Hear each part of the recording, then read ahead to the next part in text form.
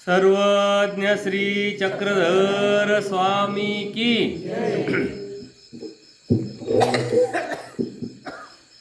आज आपला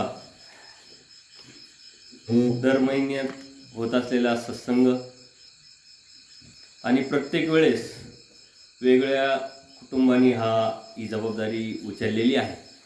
या वर्षीचा तिसरा सत्संग आहे, बरोबर ना? पहिला सत्संग कोणाचा होता? अशोकदादा मुदगुल म्हणजे कृष्णा त्यांचं कुटुंब. दुसरे सत्संग निखाडे कुटुंब. आणि आजचा कोणाचा सत्संग? निवृत्तीदादा मुदगुल. अशा पद्धतीनं आपले सत्संग दर महिन्याला होत आहे. आता तुमच्याकडं कामाचा खूप मोठा सीझन आहे द्राक्षाचा, त्यामुळं काम आहे, लोड आहे. त्यातही वेळ काढून तुम्ही सत्संगाचं आयोजन करताय, नियोजन करताय. मागच्या वेळेस आपले MP चे काही सद्भक्त आले होते, त्यांचं स्वागत आणि त्याच वेळेस सत्संगाचं आपण आयोजन केलं होतं. माझ्याबरोबर आलेले परमार्ग सेवक शांतारामदादा खांदवे, त्याचप्रमाणे परमार्ग सेवक गोकुळभाऊ तपकिरे ही सतत आपल्या या कार्यक्रमाला येत असतात. आणि यावर्षीच्या या सत्संगाला तिसरं सत्संग आला आहे, म्हणजे पुढे पुढे आता हे सत्संग सुरू राहणार आहे. पण तरीही त्याला जितकं बळ यायला पाहिजे, ज्या पद्धतीनं आयोजन व्हायला पाहिजे, अजूनही ते होताना दिसत नाही. कारण तुम्हाला एकमेव मीच आहे, मलाच बोलवत आहे. जेव्हा दुसरे साधू संत येतील, ते तुम्हाला काही सांगतील, त्यांना तुम्ही बोलवाल, तेव्हा खऱ्या अर्थाने हा सत्संग योग्य रस्त्यावरती धावतोय असं लक्षात येईल. सत्संगामध्ये आपण कशाचं चिंतन करतोय आणि कशाचं चिंतन करायला पाहिजे. मागच्या वेळेस आपण कशाचं चिंतन केलं? आपण जी बी धार्मिकता करतोय, जो बी धर्म जोपासतोय, धर्म समजून घेतोय, जाणून घेतोय आणि आपल्या जीवनामध्ये उतरवतोय, त्याचं एकमेव ध्येय काय आहे? परमेश्वर प्राप्ती. त्या अनुषंगाने तुम्ही वेळात वेळ काढून दर आठवड्याला सत्संग घेतात ना. आणि इतर वेळेसही तुम्ही वैयक्तिक अभ्यास करत असाल. कामातून इतका व्यापातूनही तुम्ही वेळ काढून अभ्यास करताय, धार्मिकता करताय. याचं एकमेव कारण आहे परमेश्वर प्राप्ती. परंतु परमेश्वर प्राप्ती म्हटलं की आपल्या मनामध्ये बऱ्याच गैरसमज, अज्ञान, भीती निर्माण झालेली असते. ही परमेश्वर प्राप्ती म्हणजे त्या परमेश्वराचा इतका मोठा धर्म, त्याचे तत्व, सिद्धांत, आचार, विचार प्रणाली आपल्याला कसं पेलू शकतो, कसं स्वीकारू शकतो आणि आपल्याला कसा परमेश्वर प्राप्त होऊ शकतो, ही मनात भीती ठेवतच आपण धार्मिकता करत असतो.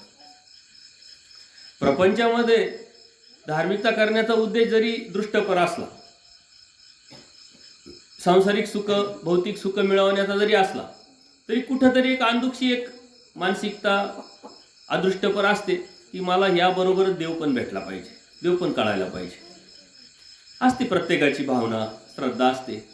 एक विशिष्ट वय, विशिष्ट वेळ गेल्यानंतर, एक अवस्था आल्यानंतर सर्व दृष्टपर जे बी सुख आहे ते प्राप्त झाले, जबाबदारी जी आहे त्या पूर्ण पार पडल्या, की प्रत्येकाला एक आस निर्माण होते परमेश्वर प्राप्तीची. कारण का?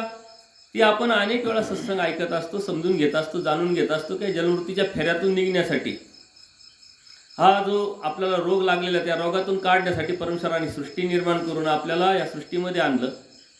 स्वतः परमेश्वर अवतारले, वाडोवेडी फिरून अधिकारी जीवाला निमित्त करून तत्वज्ञान सांगितलं, स्वतःची ओळख करून दिली. आणि तू का धार्मिकता करायची? अनन्य भावे मला का शरण यायचं?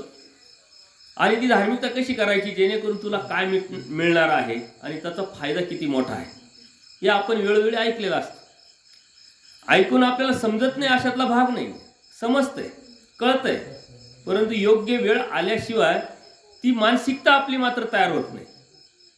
लहान मुलं असतात, त्यांना शिक्षणाची टेन्शन असतं, शाळेचं टेन्शन असतं. तेच कॉलेजला गेल्यानंतर डिग्रीचं टेन्शन असतं, डिग्री मिळाल्यानंतर नोकरीचं टेन्शन असतं, नोकरी मिळालं का मग लग्नाचं, लग्न झालं का मग मुलाबाळांचं, असं हे टेन्शन बरत बरत पुढं जेव्हा जात असतो तो हा जीव. त्यावेळेस एक विशिष्ट वय आलं, त्याची जबाबदारी संपली का मग मात्र देव समजतो, देव कळतो, अशातला भाग नाही. देव अगोदरच समजलेला असतो, कळालेला असतो. परंतु ती अवस्था निर्माण झालेली नसते, ती वेळ आलेली नसते. परंतु ज्यावेळेस परमेश्वर प्राप्तीची अवस्था निर्माण होते त्यावेळेस वेळ निघून गेलेली असते. आणि ही वेळ पकडण्यासाठी परमेश्वर कशातून आपल्याला प्राप्त होऊ शकतो याचे उपाय जर आपण शोधले, चिकित्सकपणे आपण जर या तत्वज्ञानातून जर आपण काढण्याचा प्रयत्न केला, तर परमेश्वरांनी सांगितलेले जे उपाय आहेत ते अत्यंत सोपे आहे, सरळ आहे, स्पष्ट आहे, पारदर्शक आहे. आणि आपण ज्या अवस्थेत आहोत, ज्या ठिकाणी आहोत, जसं आहोत तशा वेळेस आपल्याला ते प्राप्त करण्यासारखे उपाय आहे. हे जेव्हा तुम्हाला कळेल त्यावेळेस तुमच्या मनातली भीती, गैरसमज, अज्ञान, न्यूनगंड आपोआपच निघून जाईल. आणि स्वभावत नैसर्गिकरित्या प्रपंच करत असताना, कौटुंबिक जबाबदाऱ्या पार पडत असताना परमेश्वराच्या प्राप्तीचा सुद्धा हा आपला प्रवास आपण करू शकतो. परंतु संशोधित वृत्तीने ते आपण शोधलं पाहिजे, समजलं पाहिजे. आपण ते समजतच नाही. आपल्याला वाटतं संसार झाला, प्रपंच झाला, म्हातारं झालो, काहीच राहिलं नाही, मग देवदेव करा, मग स्मरण करा, आलाच वेळ, आलाच योग, अनुसरण घ्या, कपडे घाला आणि मगच देव मिळेल. ही निव्वळ आपली मानसिकता असते. परंतु ही जी मानसिकता आहे यातून तोडण्याचं काम ज्ञान करत असतं. आणि म्हणून हे उपाय जर आपण शोधले तर पहिला मागच्या वेळेसच सत्संगात आपण पहिला उपाय शोधला होता आणि त्याचं चिंतन केलं होतं. कोणता उपाय होता तो? एकामेकाला भेटल्यातून सुद्धा परमेश्वर भेटतो आणि भेटू शकतो. आता जर सहजच जनरली जर या गोष्टी सांगितल्या तर कोणी मूर्खात काढेल आपल्याला, अरे एकामेकाला माणसांना भेटल्यानंतर देव कसा भेटेल, कसा भेटू शकेल, असं आपल्याला सहज वाटेल. परंतु जेव्हा खोलवर त्याचं चिंतन कराल, त्या चिंतनातून आपल्याला लक्षात येईल की खरंच परमेश्वर आपल्याला भेटण्यातून भेटत असतो. पण आपण आपल्याला कसं भेटायचं, का भेटायचं, कशासाठी भेटायचं, भेटल्यानंतर काय करायचं, कसं वागायचं, कसं राहायचं, हे परमेश्वराने सांगितलेलं आहे. आणि त्या पद्धतीने जर आपण भेटलो तर नक्कीच परमेश्वर आपल्याला या भेटण्यातून भेटू शकतो. याची जाणीव जर आपल्याला झाली तर आपण ज्या अवस्थेत आहोत, ज्या परिस्थितीत आहोत, तेव्हा सुद्धा परमेश्वर प्राप्ती आपण करू शकतो. पहिली तुला मुलगा शाळेत गेल्यानंतर लगेच त्याला ज्ञान होत नाही. स्टेप बाय स्टेपच त्याला पुढे जावं लागतं. आणि ही एक स्टेप आहे. तर संसारात आहे आपण, माणसं आपल्याला भेटणारच आहे, भेटतच राहणार आहे. मग कार्यक्रमाला जा, लग्नात जा, आणखी कुठं बाहेर गेलं तिथं जा, सोयरे दायरे, नातेवाईक, मित्र मंडळी आपल्याकडे असतं.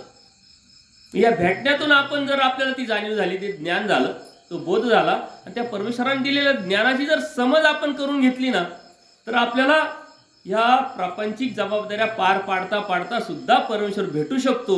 हा जर आत्मविश्वास निर्माण झाला तर नक्कीच तुम्ही उठता, बसता, बोलता, भेटता परमेश्वर भेटू शकता. किती सोपा धर्म आहे. परमेश्वराने सांगितलेलं, परमेश्वराला माहीत आहे का हा जीव जो आहे अनादि अविद्युक्त आहे, अनंत दोष आहे, हा प्रपंचामध्ये गुरफटलेला आहे, प्रपंचामध्ये अडकलेला आहे. आणि या अडकण्यातून त्याला जर बाहेर काढायचं आहे तर तो निघणार कसा. आणि म्हणून परमेश्वराने आपल्यावरती दया केली, कृपा केली. त्या कनवाळू परमेश्वराने आपल्याला हे उपाय सांगितलेले, पण ते उपाय आपल्याला शोधता आले पाहिजे, समजले पाहिजे, कळाले पाहिजे. त्या चौकटीत आपल्याला राहता आलं पाहिजे, आपल्याला ठेवता आलं पाहिजे. इतका सोपा आणि सरळ असा उपाय परमेश्वराने सांगितला. दुसरा उपाय यूट्यूबवरती तुम्ही जर सत्संग ऐकत असाल तर दुसरा उपाय मी सांगितला होता. कोण सांगतं दुसरा उपाय काय होता? नाही, पहिला उपाय झाला तो, दुसरा उपाय सांगितला नाही. त्याच्यातच श्रम निवृत्ती. दुसरा उपाय आता त्याच्यातून बाहेर पडा तुम्ही. आता दुसरा उपाय. याचा अर्थ तुम्ही सत्संग ऐकत नाही युट्यूबवरती, आणि तो सत्संग इथं नाही झाला, तो डोमेग्रामला झाला होता त्याच्या दुसऱ्या दिवशी. याचा अर्थ युट्यूबवरती आहार. आता तुम्हाला असं सांगितलं तुमच्या जेवणातून सुद्धा तुम्हाला देव भेटू शकतो. तुम्ही म्हटलं काय बाबा आहे, जेवणातून कुठं देव भेटतं काय, आणि जेवणातून कुठं जेव भेटू शकतो काय. परंतु देवानेच हे सांगितलं आहे आहार. तो आहार विहार आपला कसा असला पाहिजे, कशा पद्धतीने असला पाहिजे, आणि आहारावरती सर्व अवलंबून आहे. त्या आहारावरती का अवलंबून आहे? आहारावरती आपलं शरीर अवलंबून आहे, शरीरावरती इंद्रिय अवलंबून आहे, इंद्रियावरती आपले विकार, विकल्प, अष्ट स्वभाव अवलंबून आहे. आहारावरती कंट्रोल केला की सर्व गोष्टीवर कंट्रोल येणार आणि सर्व गोष्टीवर कंट्रोलला आलं की परमेश्वराचा जो धर्म आहे, परमेश्वराने सांगितलेला त्या पद्धतीनं करण्याची तुम्हाला आवड निर्माण होईल, इच्छा निर्माण होईल, वासना निर्माण होईल आणि तोची भेटावा, तोची मिळावा यासाठी एक प्रवृत्ती निर्माण झाल्यानंतर तुम्ही स्मरण कराल, चिंतन कराल, तोच आवडेल तुम्हाला, दुसरं काही आवडणार नाही. आर, आणि हा आर परमेश्वराने सांगितलाय. अस्तिपरीचे जे पुरुष सांगितलेले ते पुरुषांचा सुद्धा परमेश्वराच्या प्राप्तीचा आहार हा एक पाया आहे. कशा पद्धतीनं तो आहार करतोय, कशा पद्धतीने त्याचा कंट्रोल आहे. आणि म्हणून जगण्यासाठी खायला देवाने सांगितले, खाण्यासाठी जगायला नाही आपल्याला सांगितलं. जगण्यासाठी खायला किती लागतं जर तसा विचार केला शास्त्रीय दृष्ट्यातून, वैज्ञानिक दृष्टिकोनातून, तर आपल्याला खूप कमी लागतं. आज जे आपण करतोय ना त्याच्यापेक्षा कितीतरी कमी लागतंय. पण त्याच्यासाठी लागती समाधान प्रवृत्ती, ज्ञानाची समज. त्या ज्ञानातून आपल्या जीवनामध्ये परमेश्वर प्राप्तीची इच्छा, दुर्दम्य इच्छा निर्माण झाली तर आपोआप त्यावरती कंट्रोल होईल तुमचं.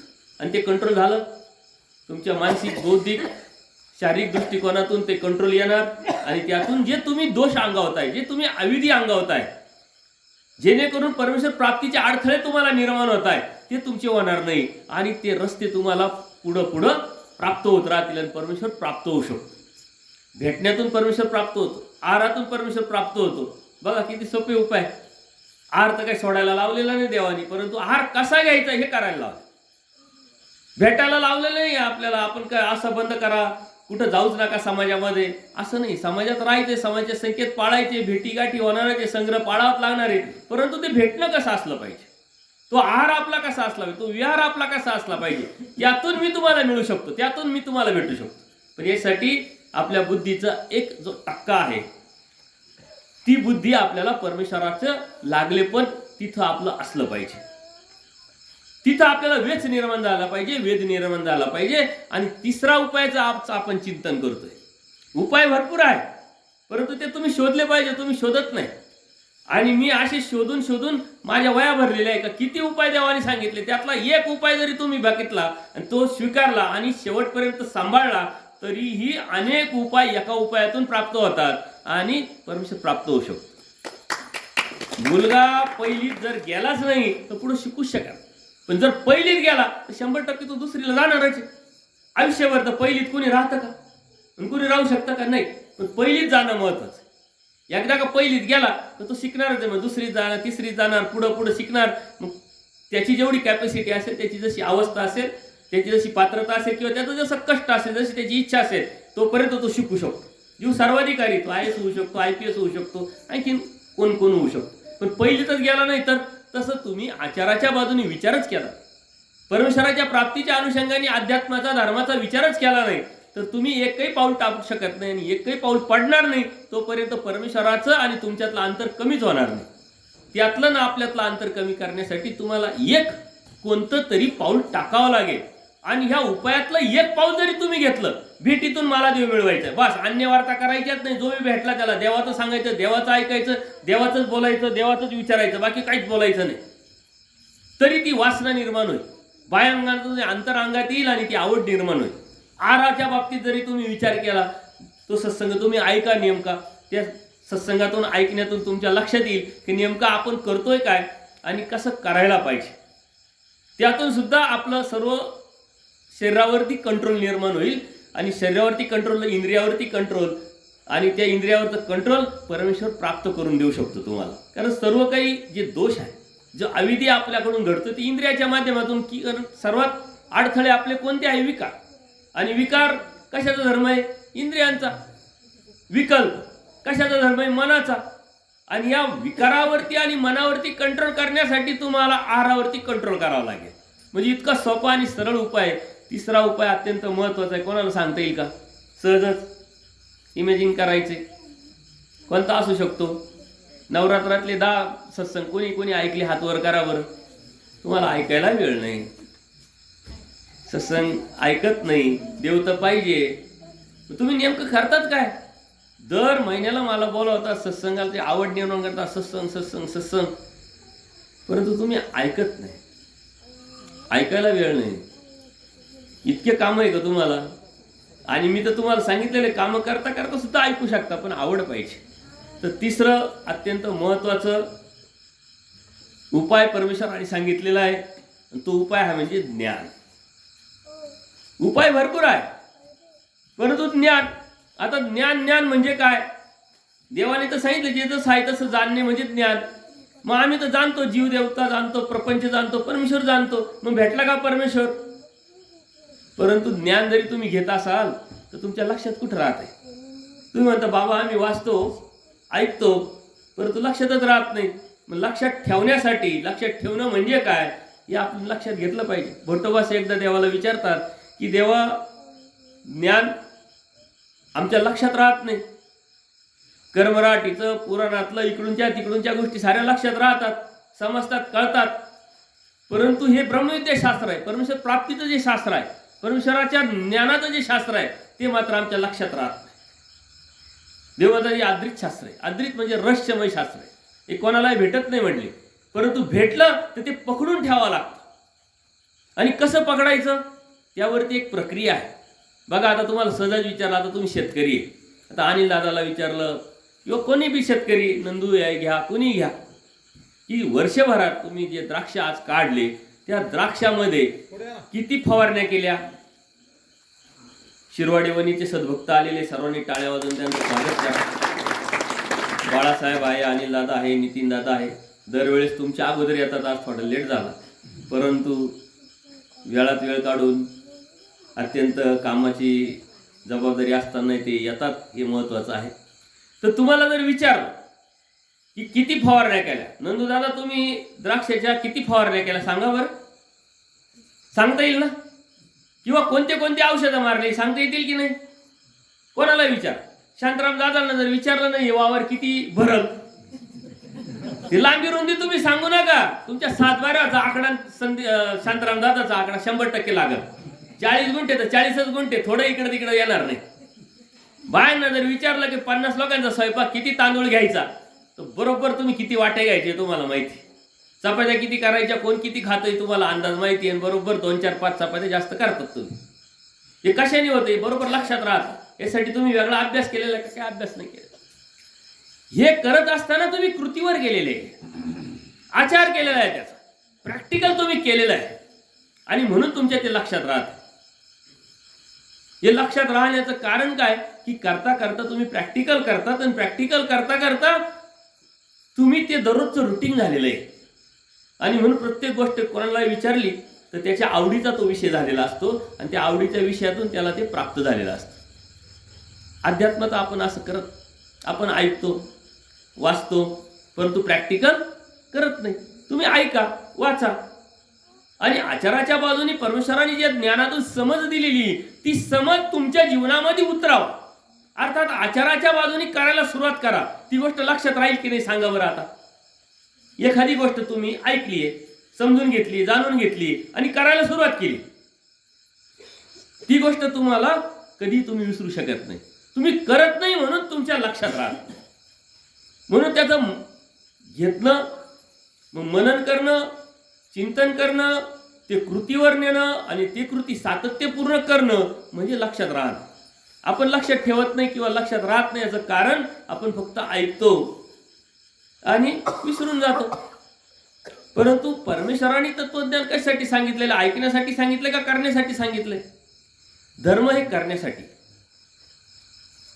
ऐकण्यासाठी नाही. परंतु का ऐकायचंय तर करण्यासाठी. ऐकलंच नाही तर करणार कशा?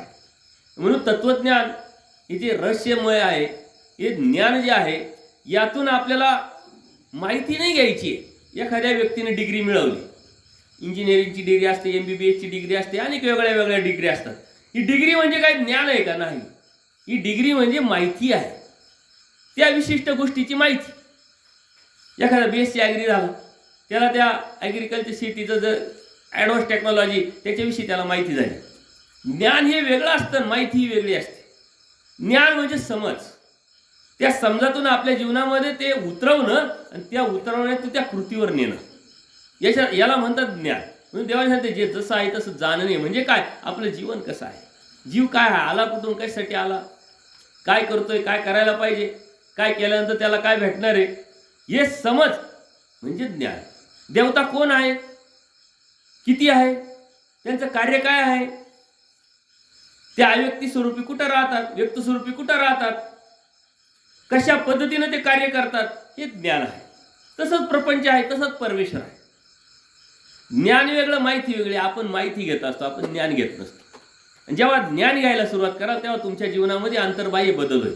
कृष्णा दादा पण आलेले, त्यांचे टाळे वाजून स्वागत करा. या पुढे. लांबून यावं लागतं, कामाची जबाबदारी असते, अनेक अडचणी असतात, परंतु तुम्हाला सत्संग म्हटलं की एक आवड निर्माण होत असते आणि त्या तळमळीतून तुम्ही येत असतात. येणं महत्वाचं आहे. थोडंसं लवकर काय लेट काय, पण येणं महत्वाचं आहे. कारण नाहीतरी आपण असे लेटच झालो. अनंत जन्म गेले, अनंत सृष्टी गेले. लेट का होईना, पण थेट जाण्याचा जर प्रयत्न तुम्ही कराल तर या उपाय तुम्हाला फायदेशीर ठरेल. आपण कोणता उपाय बघतोय? ज्ञानाचा उपाय बघतोय. ज्ञान म्हणजे काय? समज आहे. ज्ञान म्हणजे माहिती नाहीये. ज्ञान म्हणजे नुसतं ऐकणं नाहीये. ज्ञान म्हणजे आचार आहे. ज्ञान म्हणजे कृती आहे. आणि ते कृतीवर जोपर्यंत तुम्ही जात नाही तोपर्यंत ते तुमच्या लक्षातच येणार नाही, लक्षातच राहणार नाही. असे ज्ञानाच्या संदर्भातले बरेच सूत्र परमेश्वरांनी सांगितलेले. ते सूत्रांचं जर चिंतन केलं तर आपल्याला गॉगल देता येईल का? दिसतच नाही. कृष्णा दे बरं तुझं, जमतोय का बघू, आपण ट्राय घेऊ.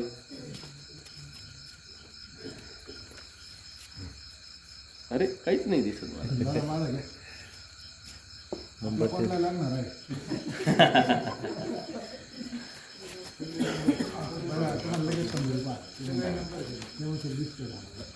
हा बरोबर.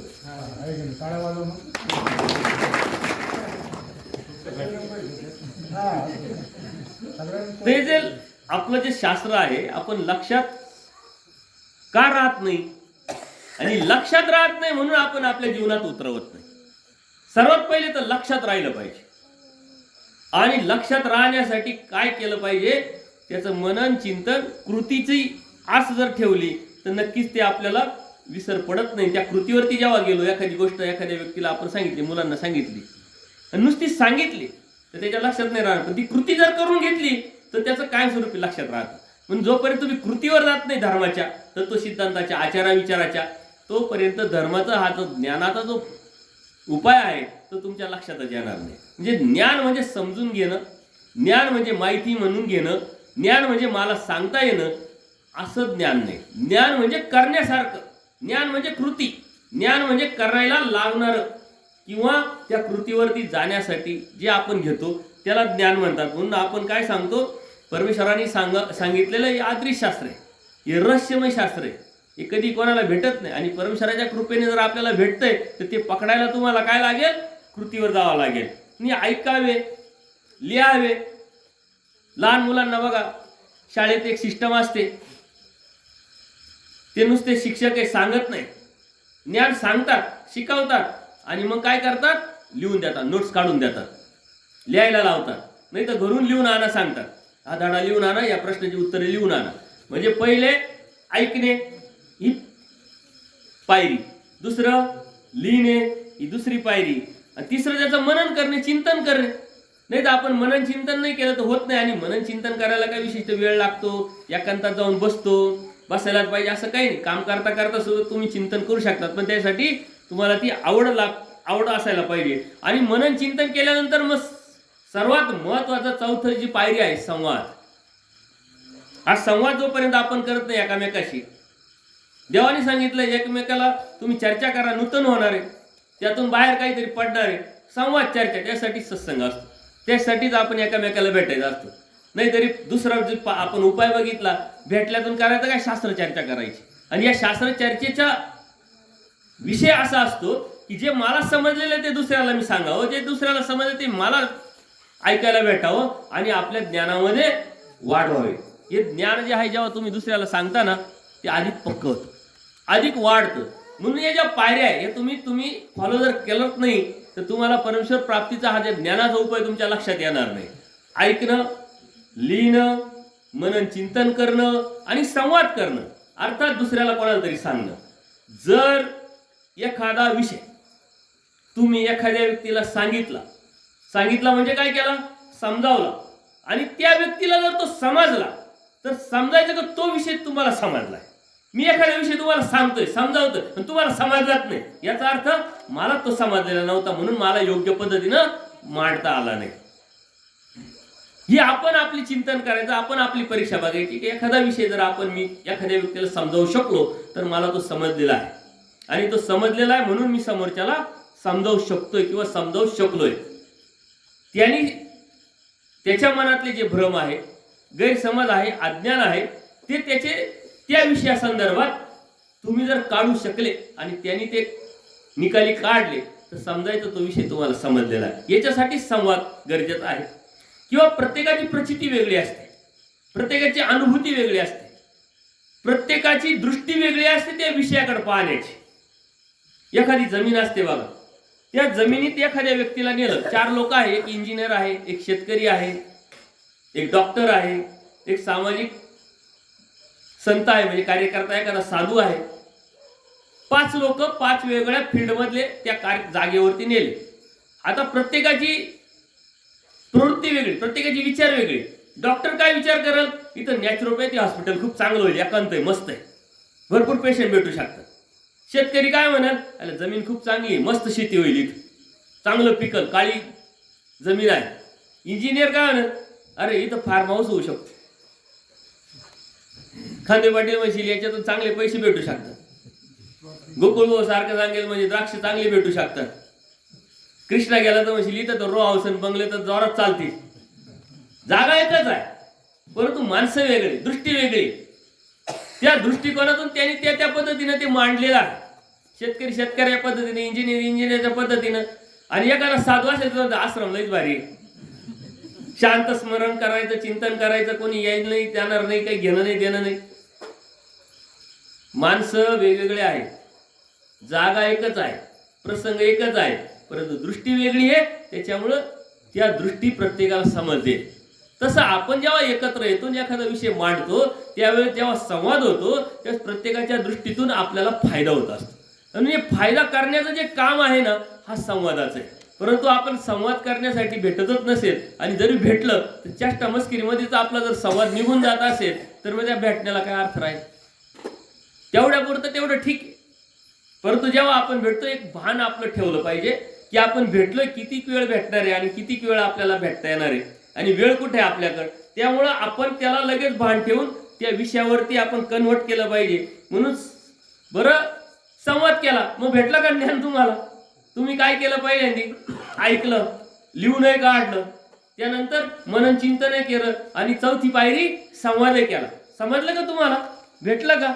अत्यंत महत्वाची शेवटची पायरी आहे आणि ती पायरी आहे जीवनात उतरवणे, म्हणजे त्या कृतीवर जाणे. तुम्ही हा सारा विषय समजून घेतलाय, जाणून घेतलाय, एखादं सूत्र घ्या, ते सूत्र समजून जाणून घेतलंय, पहिले ऐकलं, ऐकल्यानंतर मग लिहून काढलं, लिहून काढल्यानंतर त्याच्यावर चिंतन केलं.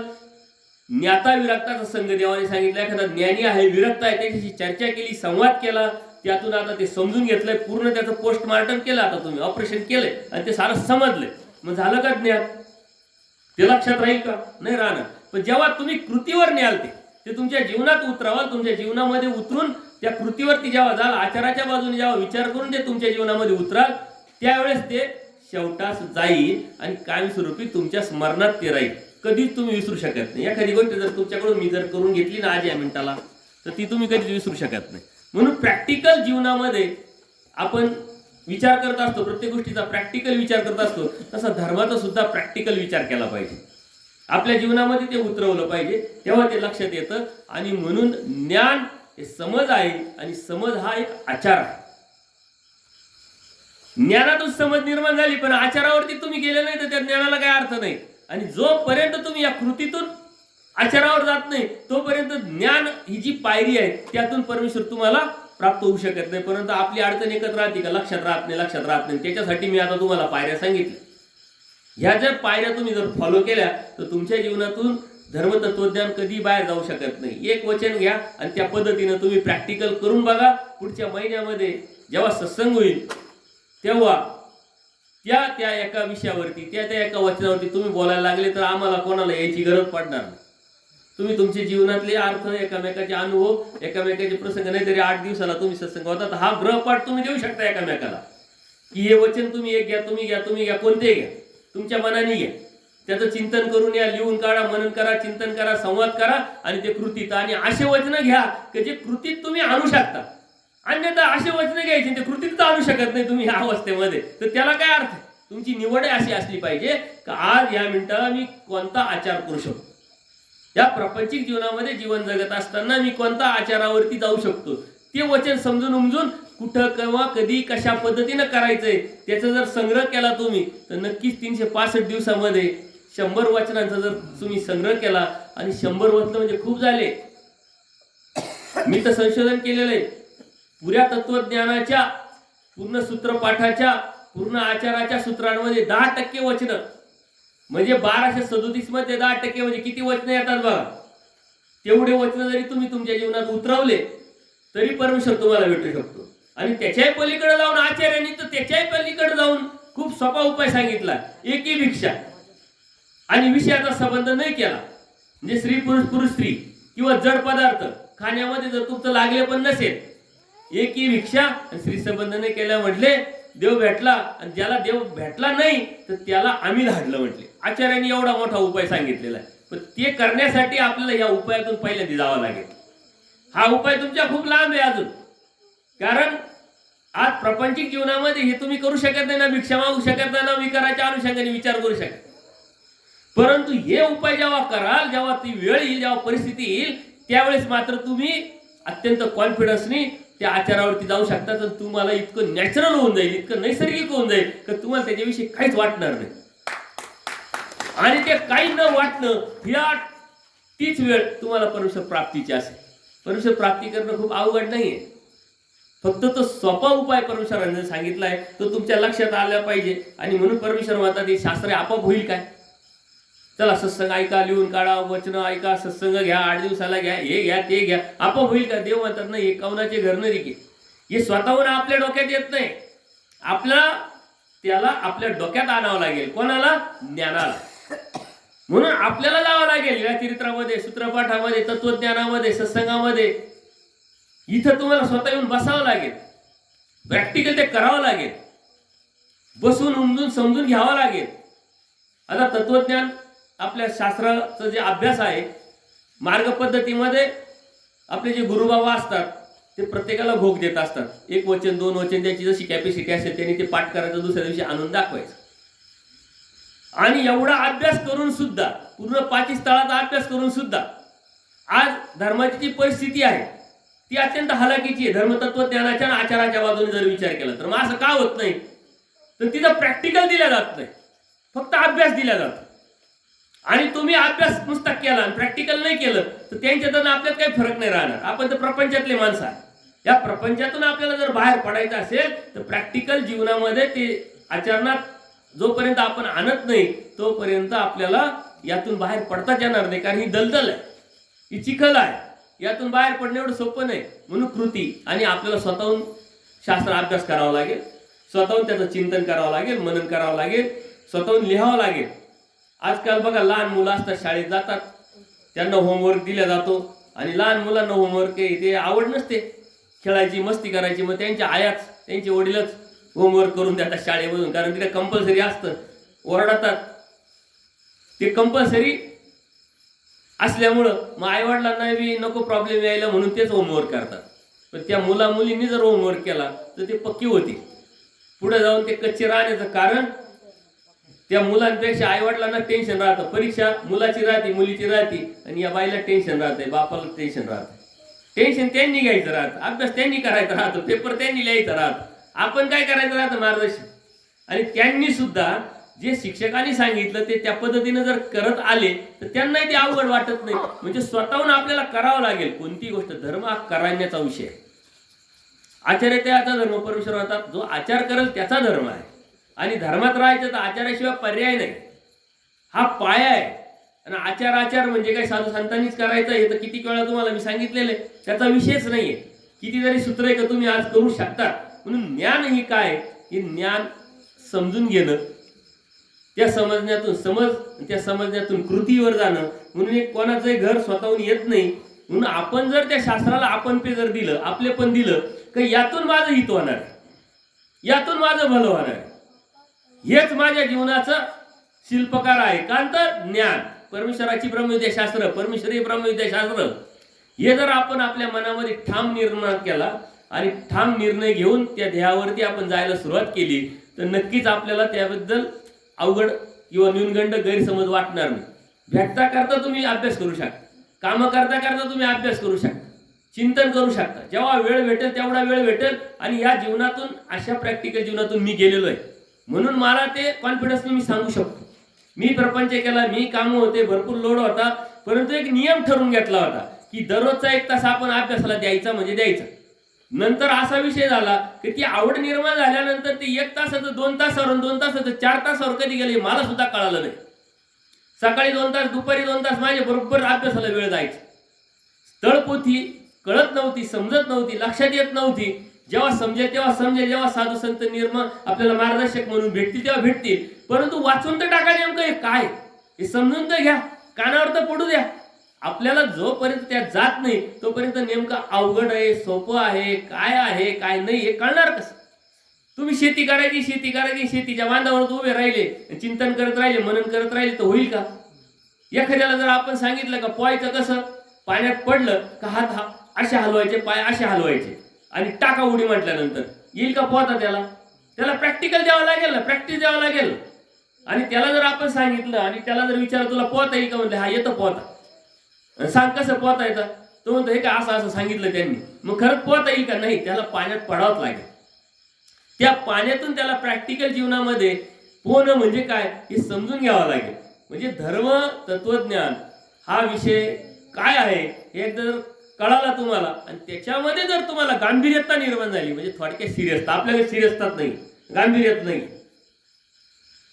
आणि जोपर्यंत येत नाही तोपर्यंत आपण युक्त देहाचं होतच नाही. आपण युक्त देह म्हणजे काय सांगतो, कान, डोळा, सारे जे आपले अवयव ते युक्त नाही, सर्व युक्त शरीर आहे, परंतु गांभीर्य नसेल, कुशलता नसेल, व्यावहारिकता नसेल, हुशारी नसेल आणि प्रॅक्टिकल बुद्धीला प्रॅक्टिकल जीवनामध्ये उतरवण्यासाठी जर तुमची तयारी नसेल, देव म्हणतात ओल्यापेक्षा कोरडा चांग, म्हणजे काय, भावनिकतेपेक्षा प्रॅक्टिकल महत्वाचं आहे म्हटलं. ओल्या गुणाने परमेश्वर भेटतो, परमेश्वराचं प्रेम भेटतं, परंतु त्या ओल्या गुणाला तुम्हाला प्रॅक्टिकलची जोड द्यावा लागेल. तुम्ही काम करताय, शेती करताय, व्यावसायिकता करताय, परंतु त्याच्यामध्ये जर तुम्ही नियोजनबद्ध काम केलं, तुमचे 2 पैसे खर्च कमी होईल. मग आता कृष्णा दादा आहे, बिझनेस करतोय, त्याला माहिती आहे मला जर 2 पैसे या कामातून मिळाले अशी इच्छा असेल तर खर्चाची बचत करणार, त्याच्यावरती दुसरा उपायच नाही. कॉम्प्रोमाइज करायचं नाही, क्वालिटीमध्ये करायचं नाही, परंतु ते जेवढ्या लवकर तो प्रोजेक्ट करता येईल तेवढ्या लवकर करणे आणि कमी खर्चात करणे. खांदे पाटलांना माहिती की जमीन घेतल्यानंतर 2 पैसे देणार आहे, तर कमीत कमी खर्चात, कमीत कमी याच्यात खरेदी, म्हणून ते पडून मागत राहते जमीन. त्यांना माहिती आहे पडून मागितली तरच 2 पैसे भेटणार. तुम्ही शेतीमध्ये तेच करताय. 11 फवारण्याच्या ऐवजी 8 फवारण्यामध्ये जसे द्राक्षे कसे निघते. आणि बायांकडता हा स्वभाव मुळातच असतो, प्रत्येक गोष्टीची बचत करणं, सांभाळणं, संग्रह करणं हा गुण मुळातच असतो. जो हा जर धर्मामध्ये आणला तर त्याचा नक्कीच फायदा होतो. म्हणून आपण या ज्या गोष्टी आहेत याचा विचार करून ज्ञानाच्या बाबतीत जर विचार केला तर आपल्याला त्याला आपले पण द्यावं लागेल. यातून माझं हित आहे, या हितातून माझं भलं होणार आहे, त्यासाठी परमेश्वराने सृष्टी निर्माण करून मला बोध दिलेला आहे. या आपलेपणाने अभ्यास करावा लागेल. सत्संग ऐकता आपल्यापणाने, सिरियस. तुम्ही सत्संग ऐकता पण गांभीर्यच नाही, काय ऐकण्याला अर्थ आहे का? तुम्ही वाचन करताय, लिखाण करताय, मनन करताय, चिंतन करताय, चर्चा करताय आणि कृती करताय, त्याला गांभीर्यच नाही, त्याला काय अर्थ आहे का? म्हणून आपलं पण देणं म्हणजे गांभीर्यता, सिरियसता. ही सिरियसता जोपर्यंत आपल्या जीवनात येत नाही आणि कोणत्याही विषयी, संसार करताना सिरियसता लागते, कौटुंबिक जबाबदाऱ्या पार पडताना सिरियसता लागते, शेती करताना, व्यवसाय करताना सिरियसता लागते. तसंच अध्यात्माला सिरियसता महत्वाची. तुम्ही जिकडं तिथं जितके सिरियस आहे ना, त्यातला 1% जरी इथं सिरियस झाले, गांभीर्य गेलं तरी देव भेटू शकतो 1%. कारण तिथं तुम्ही खूप सिरियस आहे प्रपंचामध्ये. थोडंही तुम्ही इकडं तिकडं होऊ देत नाही 19-20. सत्संग असेल आणि त्याच वेळेस एखादं काम असेल ते काम तुम्हाला 4 दिवसानंतर केलं तरी चालू शकतं, तरी तुम्ही टाळत नाही, तेव्हा त्या काम पहिलं सत्संग काय होत राहतं. एवढं तुम्ही तिथं सिरियस. त्यातला 1% जरी इथं सिरियस झाले म्हणजे आपण ते जर दिलं तरी परमेश्वर प्राप्त होऊ शकतो. परमेश्वर प्राप्त होण्यासाठी खूप काही करावं लागतं, जंगलात जावं लागतं, भिक्षाच मागावं लागते, त्यानंतरच परमेश्वर प्राप्त होईल, अशातला भाग नाही. ती तर शेवटची अवस्था आहे. ती अवस्था येण्यासाठी अगोदर पहिले ज्ञान झालं पाहिजे. त्या ज्ञानातून समज, कृती आणि विरक्ती निर्माण झाली पाहिजे. विरक्ती म्हणजे 4-4 दिवस आंघोळ करणं म्हणजे विरक्ती नव्हे. मळकट कपडे घातले म्हणजे विरक्ती नव्हे. विरक्ती अंतर्मनातून आली पाहिजे. ती अंतर्मनातली विरक्ती आजही तुम्ही आणू शकता. अंतर्मनातली विरक्ती याचा अर्थ काय? प्रपंचावरती उदासीनतेने काम करणं म्हणजे प्रॅक्टिकल ड्युटी, एक कर्तव्य आहे. तुम्ही लागलेपणाने काम करतात आणि इकडं मात्र काय करतात तुम्ही? उदासीनता. इथं लागलेपणाने अध्यात्म करायचं असतं आणि तिकडे उदासीनतेनं करायचं राहतं. आपलं उलट झालं. इकडं अंतर्मनाने करायचं राहतं, ती बाय अंगाने करायचं राहतं. आपलं उलट झालं. तिकडं अंतर्मनाने, इकडं बाय अंगाने. शारीरिक दृष्टिकोनातून हे उलट करा फक्त. ते त्याच्यात काहीच नुकसान होणार नाही. तुम्हाला वाटतं जर यदा काही जर असं ऐकलं तुमचं आणि आम्ही करायला लागलो तर प्रपंचात आमचं नुकसान होईल, बिझनेसमध्ये नुकसान होईल. काही नुकसान होत नाही. हे प्रॅक्टिकल मी स्वतः अनुभवलेलं आहे. तिथं नुकसान होत नाही, तिथं फायदाच होऊन जातो. तिथलं जे ट्रेस आहे, टेन्शन आहे, ते निघून जातं आणि प्रॉफिटच प्रॉफिट होतो. पैशाच्या बाजूने प्रॉफिट नका विचार करू, समाधानाच्या बाजूने प्रॉफिट विचार करा, विरक्तीच्या बाजूने प्रॉफिट विचार करा. प्रॉफिट आपण फक्त पैशात मोजत असतो. पैसे व्यतिरिक्त खूप प्रॉफिट असतो. पैसा खूप आहे, परंतु प्रॉफिट नसेल तर त्या पैशाला काही अर्थ नाही. प्रॉफिट म्हणजे काय? तुमच्या जीवनाचं महत्व कळणं, तुमच्या जीवनाचं टार्गेट समजणं, तुमच्या जीवनाचं ध्येय ठरणं, तुमच्या जीवनामध्ये समाधान निर्माण होणं, परमेश्वर प्राप्तीच्या अनुषंगाने तुमचं एक एक पाऊल पडत राहणं, हे तुमच्या जीवनातलं प्रॉफिट आहे. नाही तर पैसा कमवायचा आणि दवाखान्यात घालवायचा, पैसा कमवायचा आणि भांडणात घालवायचा, पैसा कमवायचा आणि कुठं कुठं घालवायचे तुम्हालाच माहिती. तुम्ही एवढ्या वर्षापासून बिझनेस करताय, एवढ्या वर्षापासून शेती करताय आणि दरवर्षी अनिल दादांनी मागच्या दिवस आकडे सांगितले, एवढे पैसे करताय. कोणाकडे किती बॅलन्स आहे? जरी बॅलन्स असला तर तो बॅलन्स विशिष्ट, मग मुलीचं लग्न करायचंय, घर बांधायचंय, विहीर खोदायची किंवा आणखी काय याच्यासाठी ठेवलेला आहे. तसं पाहायला गेलं तर बॅलन्स कोणाकडेच राहत नाही आणि तो बॅलन्स सांभाळायचा तर परत त्याला कितीतरी कष्ट करावं लागतात. त्याच्यामुळे तुम्ही जर 1% जरी सिरियसता धर्मामध्ये आणली तर तो बॅलन्स आपोआप पडत जाईल. आणि तो बॅलन्स म्हणजे कृतीचा असेल, समाधानाचा असेल आणि परमेश्वर प्राप्तीच्या अनुषंगाने टाकलेल्या पावलाचा असेल. म्हणून ज्ञान हा परमेश्वराच्या प्राप्तीचा दरवाजा आहे, परमेश्वर प्राप्तीचा उपाय आहे आणि तो अत्यंत सोपा आहे. तो कुठं विशिष्ट ठिकाणी जाऊनच अभ्यास करायचा, त्या ज्ञानावरती जाऊन समज निर्माण करून कृतीवर जायचं असं काहीच नाहीये. आजचा विषय फक्त ज्ञानावरती असल्यामुळे कोणत्या कोणत्या ज्ञानातून कोणत्या कोणत्या कृतीवर तुम्ही जाऊ शकता हा विषयच नाहीये. परंतु तुम्ही समजून शकता कोणता आचार आपण करताय आणि करू शकतो. म्हणून त्यानंतर जर आता तुम्हाला असं म्हणजे चला तुम्ही ठरवलं अभ्यास करायचा, बाबांनी सांगितलं ज्ञानाचा उपाय आहे, त्या ज्ञानाशिवाय आपल्याला परमेश्वर प्राप्ती होणार नाही. आणि मग बाबा आम्ही अभ्यास करायला लागतो, आम्हाला काही समजतच नाही हो, काही कळतच नाही. आम्ही वाचत राहतो, लक्षात येत, ऐकत राहतो, लक्षात येत नाही. त्याच्यावर देवाने सांगितलं घेईचे घोकीचे मग काळे करून उपयोगाचा घे, चिंतन कर, लिखाण कर आणि मग काळे करून उपयोगा जाईल. या सूत्राचं सुद्धा प्रचिती मला आलेली आहे. देवाने सांगितले ना घ्यायला आणि घ्या, मग वाचन करा, वाचन करा, वाचन करा, कळतो न कळतो. देवाने सांगितलं लिहायला, लिहून काढा, लिहून काढा, नोट्स काढा, नोट्स काढा, ही नोट, हा प्रॉब्लेम, हा शब्द. आणि मग कधीतरी साधू संत आले, मग त्यांची चर्चा, संवाद, या शब्दाचा अर्थ काय होतो, हे सांगण्याचा उद्देश काय परमेश्वराचा, हे स्वतः मी पाहिलेलं आहे आणि आज त्याचा मला उपयोग होतो. ज्यावेळेस एखादं सूत्रपाठ जेव्हा माझ्या समोर येतं, सूत्र वाचतो, एखादा लिळा वाचतो, एखादा दृष्टांत वाचतो, तर त्यावेळेस ते जे केलेलं आहे ते बरोबर ते लक्षात येतं. देव म्हणतात काळे करून उपयोग नाही म्हणजे काय, वेळेनुसार उपयोगाचा. आचार्यांना जोर झालेला आहे, ताप आलेला आहे आणि आजारी पडलं का माणसामध्ये थोडीशी स्मृती जो आहे ती कमी होऊन जाते. महादायशाला देव विचारतात की आचार्य काय म्हणते, आजारी पडले. आणि त्याच वेळी देवाची प्रवृत्ती होते, आचार्यांना बोला म्हणे तुम्ही आजारी पडले, ज्वर आला म्हणे, नाही म्हणजे तुमच्यासाठी एक क्रिया आहे म्हणले, लगेच करा, सेवा आहे लगेच. म्हणले बाजारात जायचंय, डोमेग्रामला आहे, 25 किलोमीटर नेवास आहे, बाजारात जायचं आणि बाजार करून आणायचा. यस म्हणे, ओके जातो. बाईसानं सांगितलं जा याला काय द्यायचं ते द्या बाजार करायला. बाईसांनी 19 दामाचा बाजार सांगितलं आणि एक दाम एक्स्ट्रा दिले, 20 दाम. त्या पद्धतीचे पैसे त्यावेळेसचे होते. आणि मग ते देवाला विचारतात की देवा आम्हाला जायचं आहे, जाणार आहे, परंतु आमच्या लक्षात येणार नाही. म्हणले जा तुम्ही. बाईसांनी तुम्हाला सांगितलंय काय काय आणायचं? यस म्हटलं. ऐकलंय तुम्ही? हो. ज्यावेळेस तुम्ही बाजारात जाल ती वस्तू तुम्हाला दिसेल त्या तुमच्या लगेच लक्षात येईल का ही घ्यायची. आणि आपल्याला बी असे अनुभव आलेले आहे. 4 वस्तू आपण घ्यायच्या ठरवलेल्या राहत्या, 2 वस्तू विसरलेल्या राहतो. बाजारात जातो, 2 वस्तू घेतो आणि आपण म्हणतो कोणती वस्तू घ्यायची होती पण काही लक्षात नाही राहिली. ती वस्तू जर अचानक आपल्याला दिसली, अरे हीच घ्यायची होती म्हणतो की नाही, त्यावेळेस आपल्या लक्षात येतं. या आपल्या दररोजचा अनुभव आहे. देवाचार्याने सांगतात जा म्हटले, जेवण करा म्हटले. म्हणले नाही भूकच नाही, कारण ताप आलेला आहे. आजारी माणसामध्ये भूक शक्यतो शमून जाते.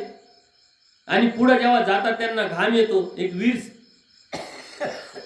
त्यांना दिसते, त्या विहिरीत ते बुडी मारतात, म्हणजे आंघोळ करतात आणि ताप त्यांचा कमी होऊन जातो. ताप कमी होतात, त्यांना भूक लागते. ते म्हणतात, विचार करतात ते की आता कोण मला खायला देईल.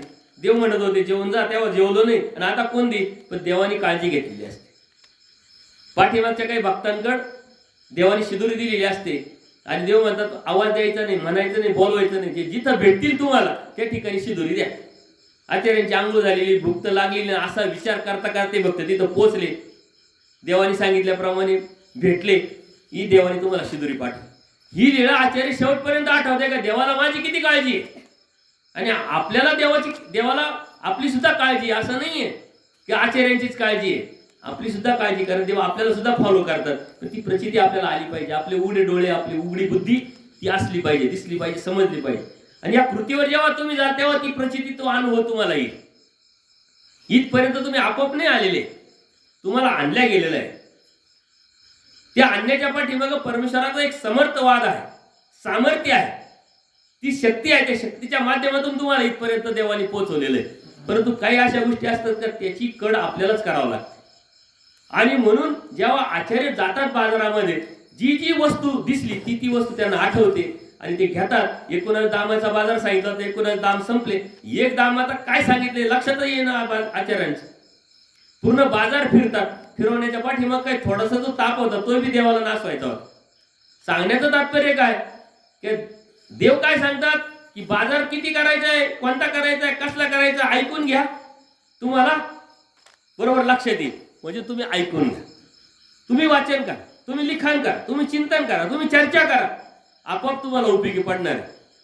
आणि ज्यावेळेस उपयोगी पडणार आहे त्यावेळेस तुमचं वय निघून गेलेलं असेल आणि त्याच वेळेस नक्की उपयोगी पडणार आहे. कारण तीच सर्वात मोठा आधार राहणार आहे. जोची अवसर विषय तोच ब्रह्मविद्या. ही आज वेळ आहे तुमची अभ्यासाची, ज्ञानाची, समजून घेण्याची, जाणून घेण्याची. आता ज्यांचे वय आटोपलेले ना त्यांचे हे लक्षात येत नाही.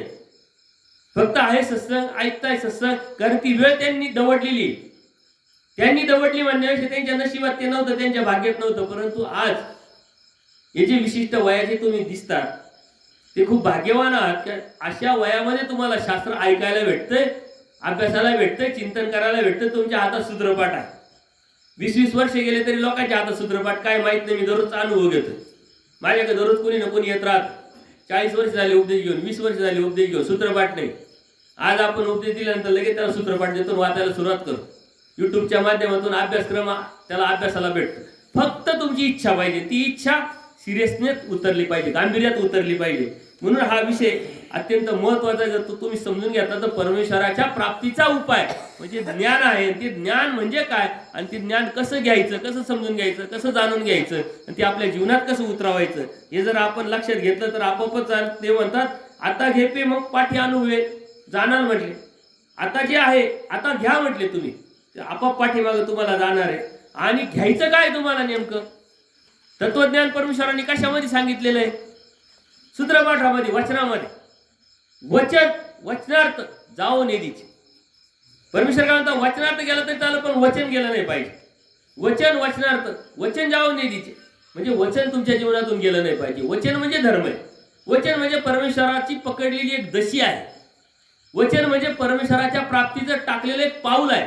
तुम्ही सुद्धा सूत्रपाठ वाचतात परंतु त्याचं कोणतं वचन तुम्ही पकडलेलं आहे, कोणतं तत्वज्ञान, कोणता आचार पकडलेला आहे? नुसतं वाचताय, पारायण करताय, 9 प्रकरण, आचार मालिका, विचार मालिका, परंतु ते पकडता आलं पाहिजे. पकडणं म्हणजे कृतीत आणणं, पकडणं म्हणजे लक्षात घेणं, पकडणं म्हणजे समज घेणं, पकडणं म्हणजे त्यावरती सातत्यपूर्ण चालणं. देवानी पकडायला लावलेलं आहे, अभ्यासाला नाही लावले. अभ्यास करून ते पकडायला लावले. आपल्याला ते पकडता आलं पाहिजे. तुम्ही द्राक्षाची कटिंग कधी करायची आणि तो माल कधी निघाला पाहिजे, त्यावेळेस बरोबर रेट कसा असला पाहिजे याचा अंदाज केला. ती वेळ पकडली, तुम्ही तारीख पकडली. मागच्या वर्षीचा अनुभव तुम्ही लिहून ठेवत असतात. काही हुशार शेतकरी, आजचे नवीन पिढीतले शेतकरी आहे, मागच्या वर्षी कोणत्या तारखेला बाग कटिंग केली होती आणि कोणत्या तारखेला कोणत्या महिन्यात तो माल काढला आणि काय रेट भेटला, या अनुभवावरती तुम्ही पुढचं नियोजन करता की नाही? तसं लग्नाचं नियोजन करायचं, तारीख काढायची, बस सुट्ट्या पाहिजे, घरच्यानं कामं नाही पाहिजे, सत्संग घ्यायचंय, कुठं जायचंय, प्रवास करायचा, सारं नियोजन करता. तसं अध्यात्माचं नियोजन तुम्ही नाही केलं तर एवढा मोठं तुम्हाला ज्ञान भेटून, एवढा मोठा बोध भेटून, एवढा मोठा परमेश्वर समजून उमजून कळून सुद्धा त्याचा काही उपयोग होणार नाही. आणि त्यासाठी खूप काही ताकद, खूप काही एनर्जी, खूप काही वेळ लागत नाही. फक्त नियोजन महत्वाचं आहे आणि गांभीर्यता महत्वाची. नियोजन आणि गांभीर्य. मी तुम्हाला सांगतो, ज्याला भरपूर काम आहे त्याच्याकडे भरपूर वेळ असतो. ज्याला काहीच काम नसतं त्याला काहीच वेळ नसतो. बघा, या काही रिकाम टेकडे बसेल राहते, त्याला चाल इकडे नाही हो, वेळच नाही म्हणतो आणि बसेल राहतं गप्पा मारत. आणि एखाद्याकडे भरपूर काम असतात, तो जाऊन येतो, चला जाऊ, आज थांबा, 1 तास आहे, मी काम करून घेतो, जाऊ आपण 1 तासानंतर. त्यांनी नियोजन केलेलं असतं का कोणत्या वेळेस काय करायचं, कोणत्या वेळेस ते संपवायचं, उद्या काय करायचं, आज काय करायचं, त्यातून काय आउटपुट, त्याचं नियोजन आहे. नियोजन आहे म्हणून काम भरपूर असूनही वेळ आहे, आणि याच्याकडे काहीच नियोजन नाही म्हणून काम नसूनही त्याच्याकडे काहीच वेळ नाही. पण आपलं नियोजन असलं पाहिजे. आपण प्रपंचाचं नियोजन करतो, मुलाबाळांचं नियोजन करतो, सारं नियोजन करतो आपलं. पण आपण आपलं नियोजन करणं म्हणजे अध्यात्माचं नियोजन. आपण आपल्या हिताचं भल्याचं नियोजन करणं म्हणजे जीवनामध्ये, आपल्या जीवनात प्रपंचा व्यतिरिक्त अध्यात्म उतरवणं. प्रपंच आपल्या नसा नसत, रक्तात विसरलेला आहे. उठता बसता बोलता तुम्हाला विचारलं तर तुमचं चिंतन तेच राहत. रात्री ते चिंतन करत झोपतं, सकाळी उठतं ते चिंतन करत उठतं तुम्ही. आणि त्याच पद्धतीने परमेश्वराने सांगितले. बरं, ते चिंतन करून काय होणार आहे? काहीच होत नसतं. त्या मिनिटाला कामाचं निष्ठ करा, कागद वया ठेवा, कामाचं नियोजन करा. जसं इकडं लिहायला लावलंय ना मी, तसं त्याचं लिहून ठेवा. उद्या काय काय काम करायचंय, आज काय काय केलंय, वहीत बाजूला ठेवून द्या. त्याच्यासाठी वेगळं चिंतन करायची गरज नाही. उद्या सकाळी उठल्यानंतर काल काय उद्याचं काम करायचं मी लिहून ठेवलंय, ती वही पहा, काम समाप्त, पुढं पुढं नियोजन करता येईल. परंतु तुम्ही काय करता, तिथं लागलेपणाने पूर्णपणे शरीर, बुद्धी, मन, हृदय सर्व तिथं दिलेलं असतं. त्याचं रिकामच नसतं. ते रिकामं नसल्यामुळे इकडे लावताच येत नाही. त्याच्यामुळे खूप काही नाहीये, फक्त नियोजन करणं महत्वाचं आहे. बरं, हे धर्मतत्वज्ञान समजून काकू कक्षा भावार्थ प्रकरण जाणार आहे. काही लोकांच्या डोक्यातच येत नाही. त्याचं देवाने असं सांगितलंय, मग कसं काय? देवाने तर तसं सांगितलं, मग ते कसं काय? तर देवाने काकू केलेले. काकू म्हणजे काय? छोट्याला मोठं, मोठ्याला छोट. प्रपंचातला अध्यात्म, अध्यात्मातला प्रपंच. धर्मातला कर्म, कर्मातला धर्म. हे शब्द तुमच्या नवीन नवीन डोक्यात लक्षात येत नाहीये, परंतु याचा विचारच केलेला नाही तुम्ही. काकू कक्ष, धर्मातलं कर्म. परमेश्वरांनी कर्माचा सिद्धांत खोडला.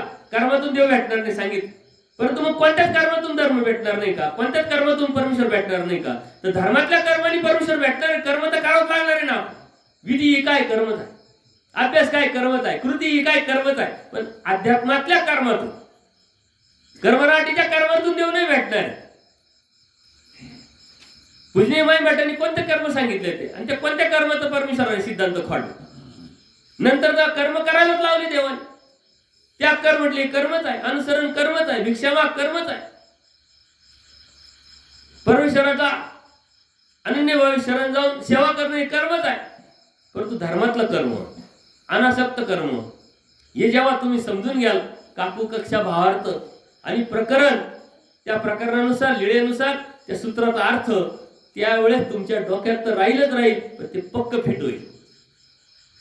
पक्क फिट होईल. आपल्याला वाटतं माझ्या लक्षातच राहत नाही, अध्यात्म लक्षातच राहत नाही. परंतु लक्षात, अध्यात्म हे लक्षात ठेवण्यासाठी नसतं.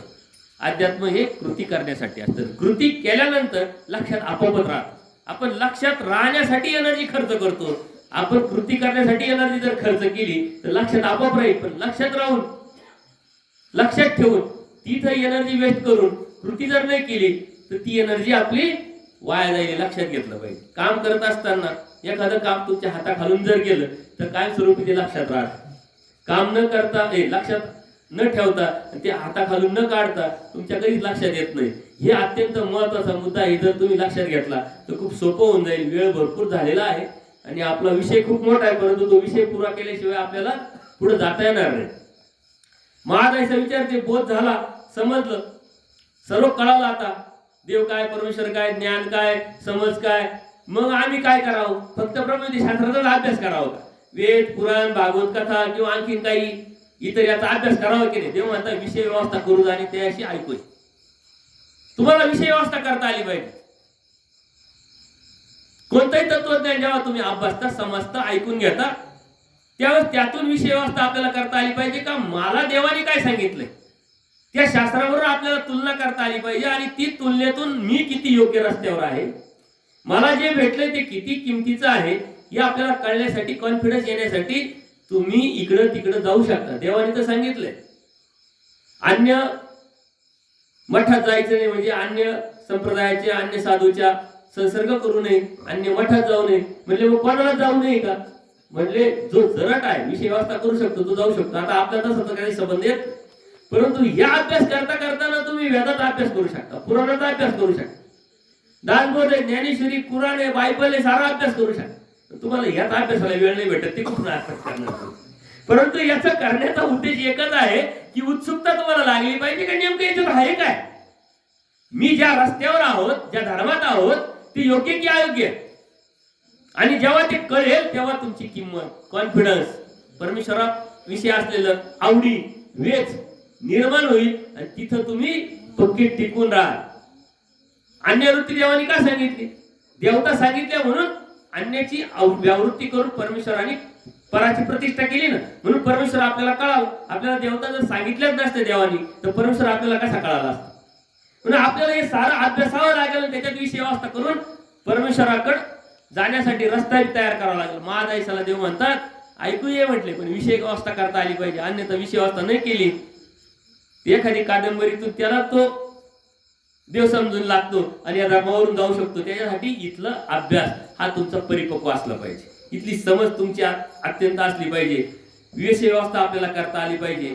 आणि मग ह्या अवस्थेत जेव्हा तुम्ही जाता तेव्हा तुम्हाला अन्य वार्ता आवडणारच नाही. तुम्हाला देवाने सांगितलं अन्य वार्ता करू नका, झोपा काढा, परंतु जेव्हा या कृतीत जाल तुम्हीच त्या करणार नाहीये, कारण झोपे उडवलेली असेल अन्य वार्ता तुम्हाला आवडणारच नाही. त्यासाठी खूप वेगळी एनर्जी द्यायची गरज नाही, नॅचरल होईल, नैसर्गिक होईल. जेव्हा देवाविषयी, धर्माविषयी आवड निर्माण होईल, त्या चिंतनात तुम्ही राहाल, सतत तुमचं मन, तुमचं ध्येय तिथं वेचलेलं असेल, तुम्हाला अन्य वार्ता आवडेल का? आणि एखाद्या अन्य वार्ता करत असताना त्याच्याजवळ तुम्ही किती वेळ बसणार आहे? नाही बसू शकत. आणि जर तुम्हाला अन्य वार्ता आवडत असेल याचा अर्थ तुम्ही इथं नाहीये, तुम्हाला परमेश्वराच्या प्राप्तीची ध्यास नाहीये, वेद नाही, वेच नाहीये. तुम्ही स्वतःला ब्रह्मविद्याशास्त्राचं किंवा महानुभव किंवा बोधवंत उपदेशी समजूच नाही. अन्य वार्ता आवडत असेल, अन्य वार्ता आपल्या जीवनातून ऑटोमॅटिकली आणि नैसर्गिकरित्या निघून गेली पाहिजे. अन्य वार्ता जर करायला लागली तुम्हाला झोप आली पाहिजे आणि ब्रह्मविद्याशास्त्र अभ्यास करताना तुम्हाला उत्साह वाटला पाहिजे. पण आपलं काय होतंय बघा, अन्य वार्ता करायला लागले तुम्हाला उत्साह वाटतो, मजा वाटते आणि आध्यात्मिक चर्चा झाली सुरू तर तुमचे झोप येते, डोळे लाल होतात, कंबर दुखायला लागतं, कंटाळा येतो, नको नको वाटतं, आता बाबाचा कधी सत्संग संपेल असं वाटतं. का? तर तुम्ही तिथं बसलेले नाही. तुम्हाला अंतर्मनातली आवडी कोणती आहे, वेच कोणता आहे, त्यावरती तुमचा उत्साह ठरतो. राजकारणावरती गप्पा मारताना किती उत्साह असतो, अध्यात्मावरती गप्पा मारताना तुमचा उत्साह पूर्ण मावळलेला असतो. त्याच्यामुळे तुमच्या मनातून, तुमच्या जीवनातून आपोआप निघून गेलं पाहिजे. जेव्हा तुमची शास्त्र चर्चा झाली तो तुमच्यासाठी मंगळ काळ आहे, ते तुमच्यासाठी मंगल वेळ आहे. जिथं शास्त्र चर्चा असते, जिथं चिंतन असतं, अभ्यास असतो, कृती असते, अध्यात्म असतं, तोच तुमच्यासाठी, आपल्यासाठी मंगल काळ असतो. ते परमेश्वर काय म्हणतात, ते तुला मंगळ काळू झाला म्हणजे तोच तुमच्यासाठी मंगळ काळू झाला. आणि त्यावेळेस मग आता आपण ही शास्त्र सांगायला लावलं, चर्चा करायला लावली, मग करा गप्पा, बोलवा हिला, बोलवा त्याला, करा गप्पा. परमेश्वर म्हणतात कोणाला, कुठे, कधी शास्त्र सांगावं, सांगू नये, हे जेव्हा तुम्ही तारतम्य पाळगाल कोणत्याही गोष्टी कोणत्याही ठिकाणी तुम्ही मोतीला गेले तिथे अध्यात्माचा विषय काढायला लागले, दहावीला गेले अध्यात्माचा विषय काढायला लागले, घरभरणीला गेले अध्यात्माचा विषय काढायला लागले. जमेल का? लग्नाला गेले साऱ्या बाया नटून थटून इकडे तिकडे जाते, वरमाय वरबाप सर्व मजा करताय, इकडे सत्संग घेतो तुमचा. जमेल का? कुठेही नाही जमणार.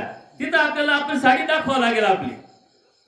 तिथं आपलं सोयरे दायऱ्याचं जे आहे रिलेशन नातं गोटं ते समाज व्यवस्था आहे तेच करावं लागणार आहे. म्हणजे ज्या वेळेस जिथं जात त्यावेळेस ते करायनं हा बी अध्यात्म आहे. नाही तर आपली रस मिसळ होती. सत्संगाच्या तो घरचा विचार करतो, घरी गेला का सत्संगाचा विचार करतो, लग्नात गेलो का मग विरक्ती येते आपल्याला. काय खरं नाही होय, काय मूर्ख लोक आहे, एवढा खर्च करायची गरज नाहीये. आणि हा कोण म्हणतो माहिती का, ज्याचे सारे मुलं मुलीचे लग्न झालेले राहतात, तो म्हणतो करायचीच गरज नाही, यांनी सारा उपयोग करेल राहतात. हा ते सर्व तर काही उपयोग नाही, काय उपयोग नाही. आणि माझे अनुभव असे, तुम्हाला लागलं का मग तुमचं कोणते लग्न बाकी नाही, आमचं कोणतेच बाकी नाही, तू सारं करून घेतलेलं. जेव्हा स्वतःवर वेळ येते ना तेव्हा मात्र बोलायचं नसतं. दुसऱ्या बाबतीत आपण मात्र भरपूर तोंड सुख घेत असतो. ही एक प्रवृत्ती आहे, ही अध्यात्माची प्रवृत्ती नाही आहे, ही तामस प्रवृत्ती आहे. राजा तामसा धर्मी अधिकार नाही, सत्वस्थिता निर्सुरी. परमेश्वर म्हणतात सत्वस्थित जे आहे राजस तामस निर्सून सत्वस्थिता धर्मी अधिकार. सात्विकतेकडे आपण झुकलो पाहिजे, आपण आपल्यावर घेतलं पाहिजे. त्या पद्धतीनं कुठेही कोणत्याही गोष्टी करून उपयोग नाही म्हटले. हे तुमचं रहस्य आहे. कारण जे तुम्हाला कळालंय, तुम्हाला समजलंय, तुम्हाला बोध झालाय, तुम्हाला जाणवलंय, ते तुमच्या लक्षात आलंय, तुमचं रहस्य आहे. समाजात मध्ये फिरत असताना गर्दीत फिरत कोण काय करतंय, कोण काय करतंय, कोण काय करतंय, परंतु ह्या करण्यातून आपल्यावरती परिणाम न होऊ देता आपलं ध्येय आपल्या बुद्धीमध्ये शाबूत ठेवून आपली प्रक्रिया सातत्यपूर्ण चालू ठेवणं हे महत्वाचं. हरकून न जाणं, याला म्हणतात हरकून जाणं. आपण जिथं गेलो का तिथं हरकून जातो ना, आपण विसरून जातो. जा बाह्य अंगाने त्याला त्यांच्यासारखं आपण दिसलं पाहिजे, पण अंतर्मन मात्र आपलं टार्गेट, आपला उद्देश, आपलं ध्येय पक्का आपल्या बुद्धीत आपण सेव्ह करून ठेवलं पाहिजे. आम्ही काही कुठं संग्रह पाळला नाही का? आम्ही सगळीकडे जात होतो, सत्यनारायणाला जात होतो, लग्नात जात होतो, दहाव्याला जात होतो, मोतीला जात होतो, समाजामध्ये जात होतो, राजकारणी लोकांमध्ये जात होतो, व्यावसायिक लोकांमध्ये जात होतो, मोठ्या मोठ्या कंपन्यांच्या टार्गेटच्या मीटिंगमध्ये जात होतो. परंतु आमच्या डोक्यात ध्येय एकच होतं की हे फक्त बाय अंगाने, अंतर्मन आता आमचं तिकडे आहे. हा असा वागतोय, यांनी टार्गेट केलं एवढं, यांनी बिझनेस केला एवढे, यांनी पैसे कमवले, यांनी एवढं हे केलं, यांनी तेवढं ते केलं. हे आपल्यासाठी नाही, हा त्याच्यासाठी. आपल्यासाठी आपलं टार्गेट वेगळं आहे.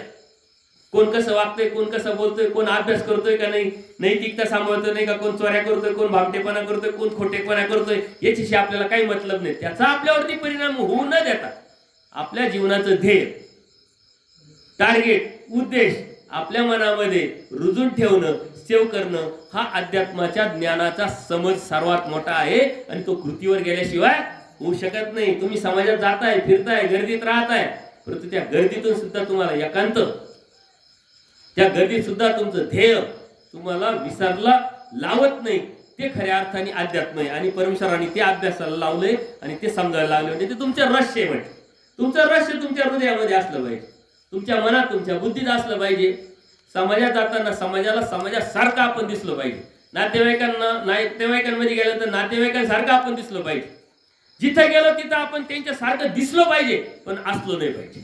आपलं असलं हे वेगळं आहे. आपलं असणं हे अध्यात्माच्या चौकटीतलं आहे. आपलं असणं हे परमेश्वराच्या तत्वज्ञानाच्या सिद्धांताच्या कृतीचं आहे, आचाराचं आहे. हे फक्त आणि फक्त तुमचं रहस्य, हे फक्त आणि फक्त तुम्हाला समजलं पाहिजे, कळालं पाहिजे. असं द्या, कुठेही फिरा, कुठेही जा, काय हरकत.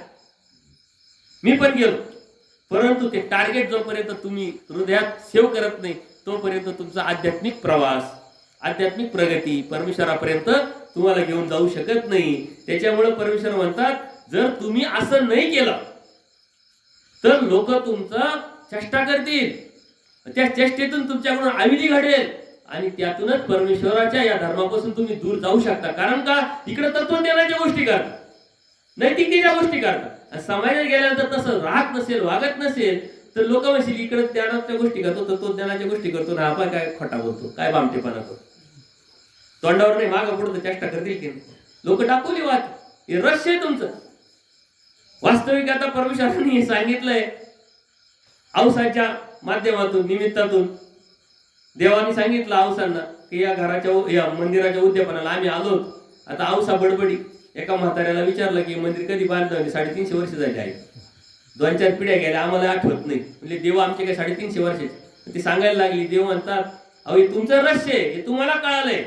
तुम्ही जर सांगत सुटले तर लोक चेष्टा करते, बावळच झाली काय, 100 वर्षापेक्षा लोक जगती नाही इथं. आम्ही 60-70 मध्ये आउट झालो, तू म्हणते 350 वर्षाचं. तसं तुमचं रहस्य, धर्म, तत्व, सिद्धांत, आचार, विचार प्रणाली, कृती, नैतिकता, हे तुमचं रहस्य आहे. तुम्ही लोकांना शार्पणे शिकवायला लागले. तुम्ही जर कृतीत आणलेलं नसलं तर मग तुमची चेष्टा नाही करणार का? ते लय अध्यात्माच्या गोष्टी करतो. कालच मी पाहिलं त्यांनी खोटा बोलतो व्यवहार केला, आमटेपणा केला, त्याला फसवलं.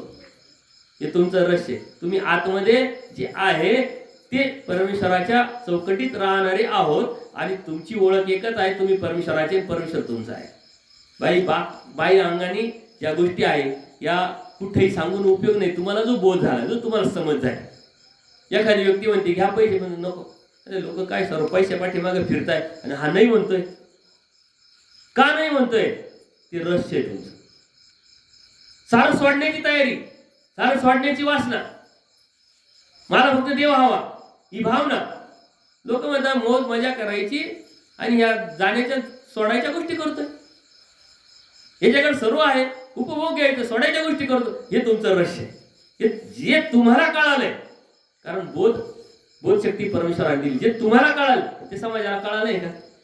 आणि आजही तुम्हाला अरे सारे एकच आहे, तुम्ही सारे काय काय इकडे करताय, मान भाऊ याचा प्रसाद खायचं नाही, इकडे जायचं नाही, तिकडे खायचं. हे तुमचं रहस्य. तुम्हाला रहस्य कळा, तुम्हाला बोध झाला ना, देवता कोण, परमेश्वर कोण, तिथं गेलो तर काय होऊ शकतं, इथं गेलं तर काय होऊ शकतं, हे तुमचं रहस्य. त्यांना सांगून काय उपयोग आहे का? ते रहस्य तुम्ही सांभाळलं पाहिजे. आणि ते सांभाळलं तर अविधी घडणार नाही. आणि अविधी जर घडला नाही तर नक्कीच परमेश्वर प्राप्तीच्या अनुषंगाने तुमचा विधीने विधी स्फुरल, विधीने अविधी घडेल, संपून जाईल. आणि परमेश्वर प्राप्तीचं जे आध्यात्मिक प्रवास आहे, परमेश्वराचं तुमच्यातलं अंतर कमी होऊन जाईल. तसं परमेश्वराने आपल्याला खूप गॉड गिफ्ट दिलेले. त्यातलं सर्वात मोठं गॉड गिफ्ट जे आहे हे आपलं विसरणं आहे. म्हणजे काय? स्मृती. आपण विसरतो. मागच्या जन्मातलं आपल्याला आठवतं काही, परंतु तुमचं रहस्य की जन्माला आलो होतो, तिथे प्रपंच केला, मेलो आणि परत आलोय, हे तुम्हाला कळालंय, हे तुम्हाला समजलंय. जन्ममृत्यूच्या फेऱ्यातून निघायचंय आणि त्यासाठी आम्ही सारं करतोय. त्यासाठीच मी अध्यात्म करतोय, परमेश्वराच्या कृतीवर जातोय, ज्ञान घेतोय, समज घेतोय, कृतीवर जाऊन परमेश्वर प्राप्तीच्या अनुषंगाने. हे तुमचं रहस्य आहे. तेव्हा त्या कोणी पाहिला मागचा जन्म पुढचा जन्म, हा बोध तुम्हाला झालेला आहे. आणि यदा कदाचित सहजच कल्पना करा, मागच्या जन्मातलं तुम्हाला आठवलं असतं तर. कारण प्रत्येक माणूस माणसाच्या जन्मात लगेच येत नसतो. कोणी कुत्रा होतो, मांजर होतो, कोणी स्थावर जातो. आणि आपण फिरता फिरता गेलो, तुमच्या पाठीमागच्या जन्मातलं आठवलं. कारण कुत्री मागच्या जन्मातली आपली बायको होती.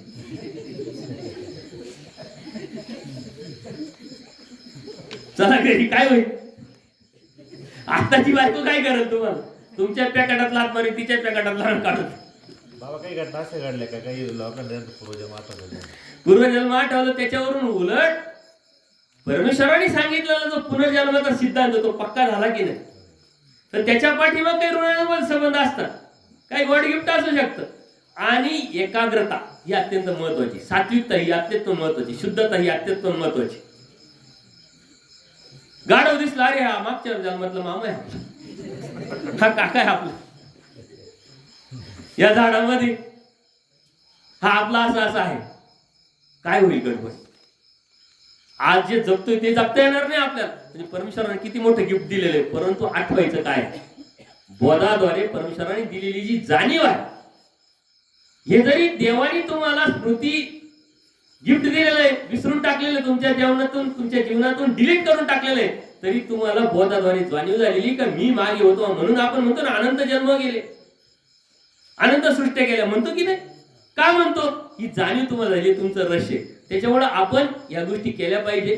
आणि अध्यात्म परमेश्वरच्या प्राप्तीसाठी आहे. आणि परमेश्वराच्या प्राप्तीचे अनेक उपायापैकी आपण ज्ञान हा एक उपाय पाहिलाय. आणि ज्ञान कधी होईल?